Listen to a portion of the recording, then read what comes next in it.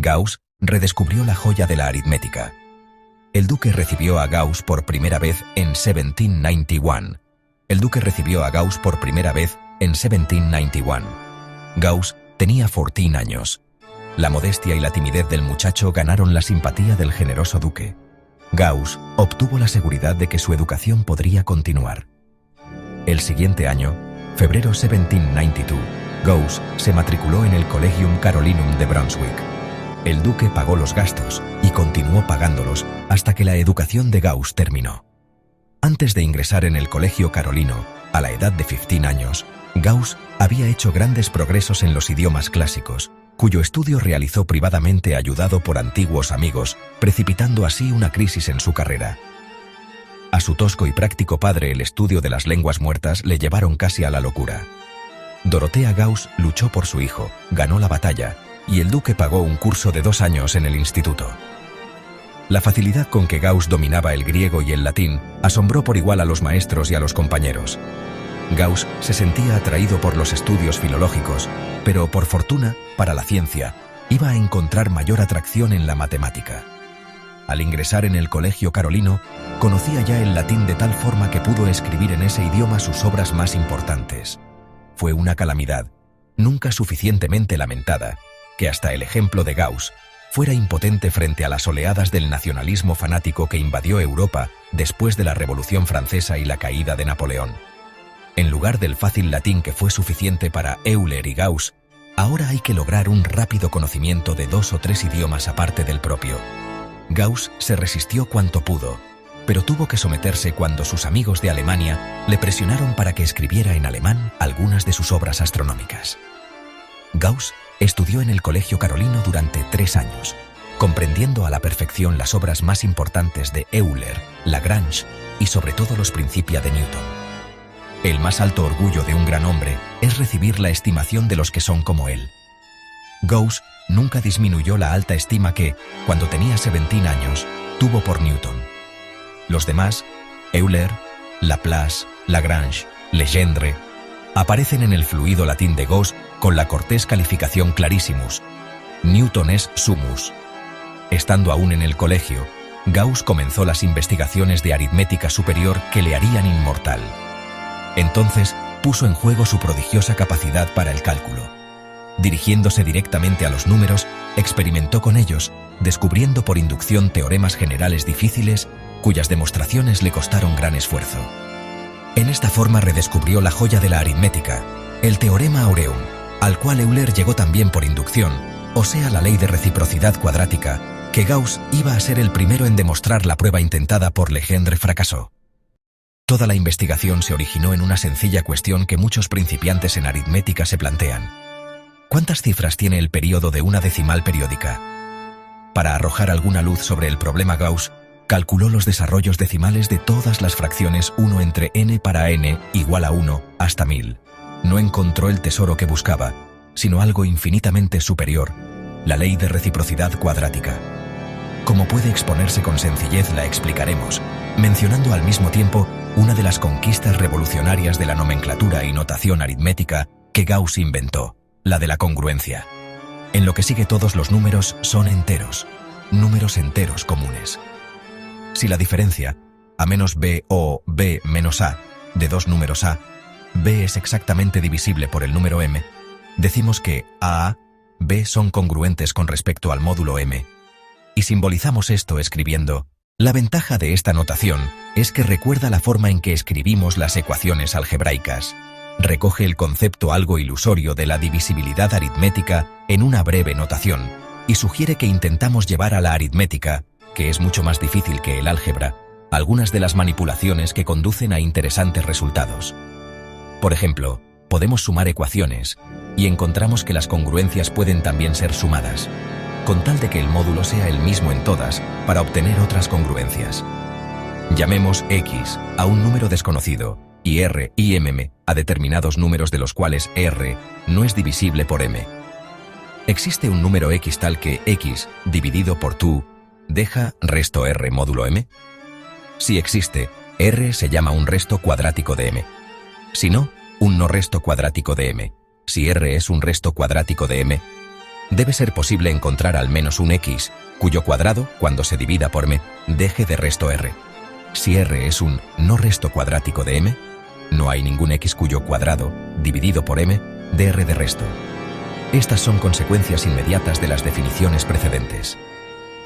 Sin gran dificultad puede demostrarse que esto es suficiente para responder a la cuestión cuando r y m son primos. Veamos el problema. Si p es un primo, dado que primo q hará la congruencia x2q módulo p soluble. Esto es preguntar mucho en el estado actual de la aritmética. Sin embargo, la situación no es totalmente desesperada. Existe una bella reciprocidad entre el par de congruencias en la que tanto p como q son primos. Ambas congruencias son posibles, o ambas son imposibles, a no ser que tanto p como q den el resto 3 cuando se dividen por 4, en cuyo caso una de las congruencias es posible y la otra no. Esta es la ley de reciprocidad cuadrática. No era fácil de probar. En efecto, esto desconcertó a Euler y Legendre. Gauss dio la primera prueba teniendo 19 años. Como esta reciprocidad es de importancia fundamental en la aritmética superior y en muchas partes del álgebra, Gauss meditó durante muchos años tratando de encontrar la solución, hasta que encontró 6 pruebas diferentes, una de las cuales depende de la construcción con regla y compás de los polígonos regulares. El simple descubrimiento de tal ley fue una notable adquisición. Quien intente demostrar lo que Gauss demostró teniendo 19 años, comprenderá que era algo más que un simple aficionado a la matemática. Cuando Gauss abandonó el colegio carolino, en octubre de 1795, teniendo 18 años, para ingresar en la Universidad de Göttingen, aún no había decidido si como objetivo de su vida elegiría la matemática o la filología. Había ya inventado, cuando tenía 18 años, el método de los mínimos cuadrados, que en la actualidad es indispensable en las mediciones geodésicas, en la reducción de las observaciones y en todos los estudios donde el valor más probable de alguna cosa que se está midiendo debe ser inferida de gran número de mediciones. Gauss participó de este honor con Legendre, quien publicó el método independientemente de Gauss en el año 1806. Este trabajo marca el comienzo del interés de Gauss por la teoría de los errores de observación. La ley de Gauss de la distribución normal de los errores y su curva en forma de campana es familiar actualmente a todos los que se ocupan de estadística, desde las mentes más altas hasta los inescrupulosos manipuladores de los mercados. El 30 de marzo de 1796 marca el punto decisivo en la carrera de Gauss. Ese día, exactamente un mes antes de que cumpliera 20 años, Gauss se decidió resueltamente en favor de la matemática. El estudio de las lenguas siguió siendo una de sus diversiones, pero la filología perdió a Gauss para siempre en aquel día memorable de marzo. Como ya hemos dicho en el capítulo sobre Fermat, el polígono regular de 17 lados fue el que indujo a Gauss a cruzar su Rubicón. El mismo día, Gauss comenzó a escribir su diario científico, Notizen Journal. Este es uno de los documentos más preciosos de la historia de la matemática. La primera anotación recoge su gran descubrimiento. El diario no tuvo circulación científica hasta 1898, 43 años después de la muerte de Gauss, cuando la Sociedad Real de Göttingen pidió al nieto de Gauss prestase el libro para su estudio crítico.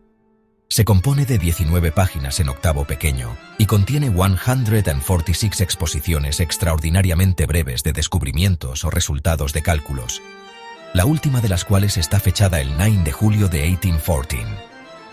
Un facsímil fue publicado en 1917, en el 10º volumen, parte primero, de las obras completas de Gauss, en unión de un detenido análisis de su contenido hecho por diversos especialistas. En este libro no fueron recogidos todos los descubrimientos de Gauss en el periodo prolífico de 1796 a 1814, pero muchos de los anotados bastarían para establecer la prioridad de Gauss en campos, funciones elípticas, por ejemplo, donde algunos de sus contemporáneos se niegan a creer que Gauss les precediera. Recuérdese que Gauss había nacido en 1777. Muchos hallazgos que quedaron enterrados durante años o décadas en este diario habrían labrado media docena de grandes reputaciones de haber sido publicados rápidamente. Algunos jamás se hicieron públicos durante la vida de Gauss y nunca pretendió la prioridad cuando otros autores se le anticiparon. Estas anticipaciones no se referían a cosas triviales. Algunas de ellas constituían descubrimientos esenciales de la matemática del siglo XIX. Algunas de las anotaciones indican que el diario era cosa estrictamente privada de su autor. Así, el 10 de julio de 1796. La anotación dice, después del exultante Eureka de Arquímedes, afirma que todo número entero positivo es la suma de tres números triangulares.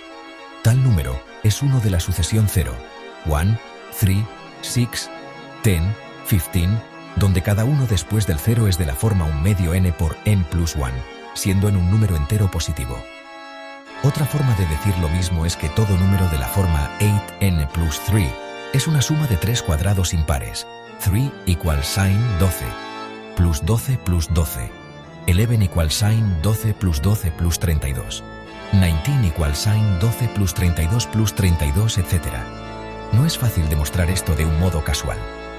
Menos inteligible es la misteriosa anotación del 11 de octubre de 1796, Vicimus Gigant. ¿A qué dragón venció Gauss esa vez? ¿A qué gigante sometió el 8 de abril de 1799, cuando encierra las palabras Rev. Galen en un rectángulo aislado? Aunque la significación de esas palabras se haya perdido para siempre, las restantes 144 anotaciones son en su mayor parte bastante claras. Una en particular tiene extraordinaria importancia, como veremos al ocuparnos de Abel y Jacobi. La anotación del 19 de marzo de 1797 muestra que Gauss había ya descubierto la doble periodicidad de ciertas funciones elípticas. Tenía entonces 20 años. Además, otra anotación muestra que Gauss reconoció la doble periodicidad en el caso general. Este descubrimiento, por sí solo, de haber sido publicado, podría haberle hecho famoso inmediatamente, pero jamás lo publicó. ¿Por qué Gauss reservaba las grandes cosas que descubría? Esto es más fácil de explicar que su genio, si aceptamos sus sencillos juicios, que ahora mencionaremos. Una versión más romántica es la recogida por W.R. Ball en su conocida Historia de la Matemática.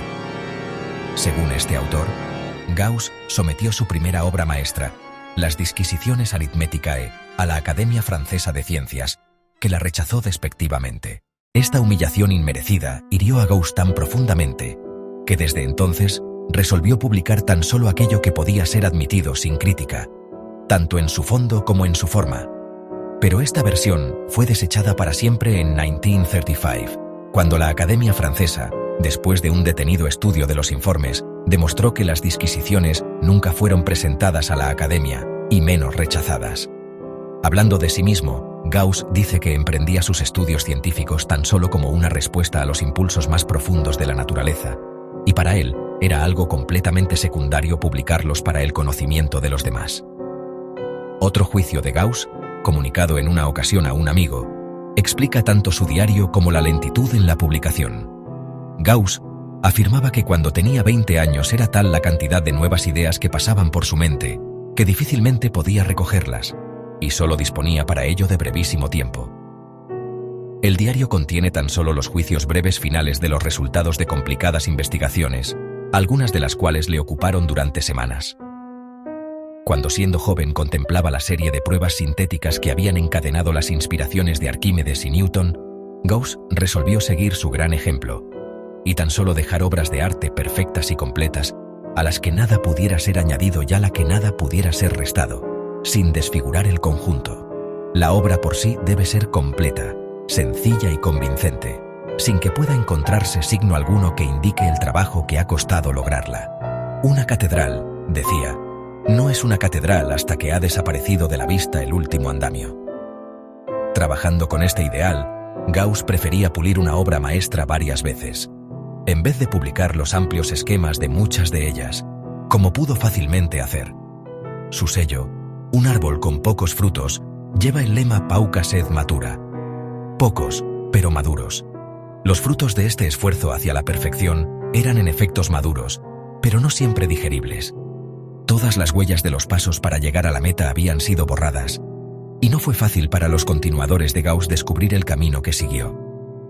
En consecuencia, algunas de sus obras han tenido que esperar a que intérpretes de gran talento las hicieron comprensibles, para que los matemáticos pudieran incorporarlas a su obra y aplicar su significación a problemas no resueltos. Sus propios contemporáneos le pidieron que abandonara su frígida perfección con objeto de que la matemática pudiera avanzar más rápidamente. Pero Gauss no hizo caso. Hasta mucho tiempo después de su muerte no se ha sabido hasta qué grado previó y se anticipó, antes del año 1800, a la matemática del siglo XIX. De haber divulgado lo que sabía, es muy posible que la matemática se hallara medio siglo más allá de donde está. Abel y Jacobi podrían haber comenzado donde Gauss terminó, en lugar de emplear gran parte de su esfuerzo para volver a descubrir cosas que Gauss conocía antes de que ellos nacieran, y los creadores de las geometrías no euclidianas podrían haber dirigido su genio hacia otras cosas. Gauss decía de sí mismo que era todo matemático. Este juicio sería injusto si no se tuviera en cuenta que un matemático de aquellos días era lo que hoy sería denominado un físico matemático.